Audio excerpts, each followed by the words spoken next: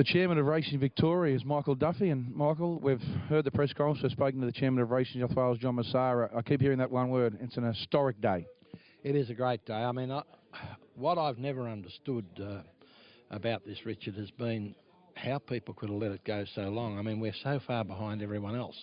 I mean, Peter Volanti's made the point, football teams don't individually do deals about their media. It's done through a central body.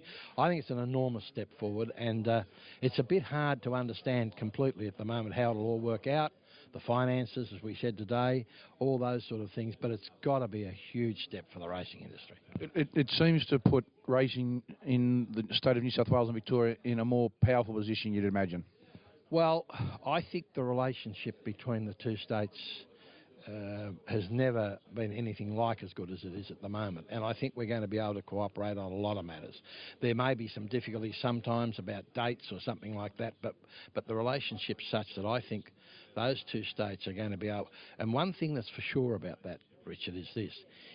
In the sense of wagering, which is the basis of our revenue, if these two states work together, both of them benefit. That's the big point that people... It's not one or the other, it's both of them benefit. I suppose it gives you more clout when you're at the table if you've got the two biggest players in the industry together. Oh, it takes a totally different operation in place. It's, I mean, in the past, and it's the same in some ways as what we were talking about before, when the aggregations have done the AFL, when they go into negotiation, in a very strong position.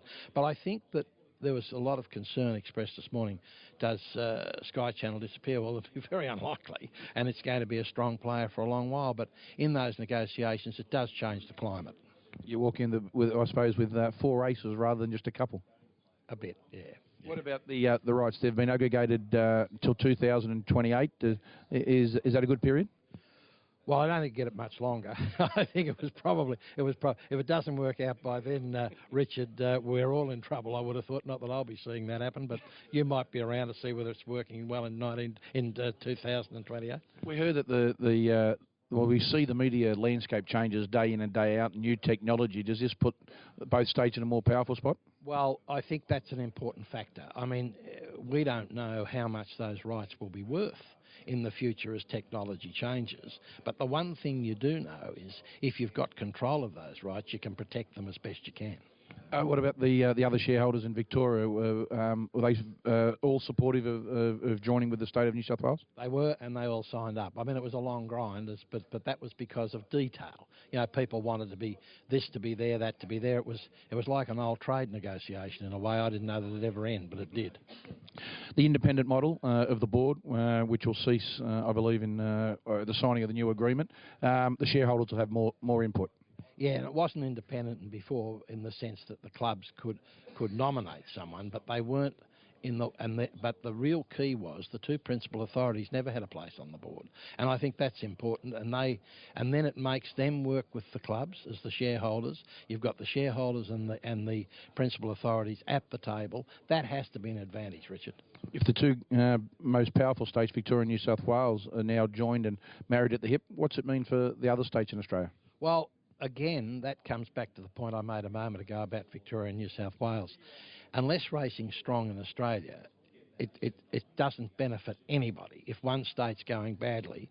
And I think we're going to have to make sure that we assist the other states as much as we can, and we're going to do that. The financial input, I know you don't want to put a figure on it, but obviously through the negotiations you believe that it's going to be more financially beneficial? It certainly will be. It's not a matter of not putting a figure on. I just don't know what it will be, but it's going to be better. There's no doubt about that. A historic day, a long, hard grind. No one ever thought that Racing New South Wales and Racing Victoria could be such a best of friends. Actually, I was never more than very cautiously optimistic, Richard. But no, it is a great day, and it's a great relief to everybody involved.